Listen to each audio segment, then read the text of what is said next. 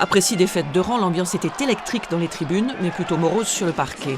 Chacun était d'accord avec Rudy Nellom, c'était le match à ne pas perdre. Pourtant, le PB 86 enchaîne les paniers ratés, les ballons perdus, les maladresses et les fautes. Souvent, les Blancs ne parviennent même pas à s'approcher de la raquette ou alors se trouvent bloqués juste sous le panneau. Avec un écart se creusant jusqu'à 10 points, le résultat à la mi-temps laisse espérer un sursaut avec 30-34. Globalement, on n'a pas réussi à poser nos systèmes. Le jeu est essentiellement basé sur le shoot extérieur, mais les joueurs sont maladroits.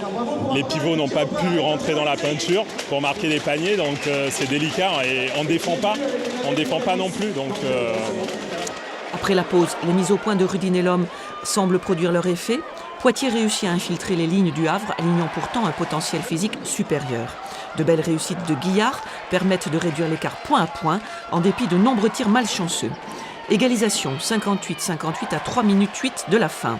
Les derniers points se gagnent à l'arraché contre des Havrais pugnaces. 70-68. Pourtant, le spectre de la relégation ne s'éloigne pas. On doit rester concentré, ça va être une guerre jusqu'au bout, guerre dans le bon sens du terme, excusez-moi, mais juste une bataille avec les autres équipes. Il ne faudra pas se relâcher, ça peut peut-être se jouer avant la dernière ou avant l'avant-dernière journée ou jusqu'au bout. C'est un championnat qui est dense, donc à nous de rester très concentrés par rapport à ce qu'on fait. Vendredi prochain, Poitiers se déplace à Strasbourg, leader du championnat. On sait que le PB n'est guère à l'aise dans ses déplacements, mais l'espoir fait vivre.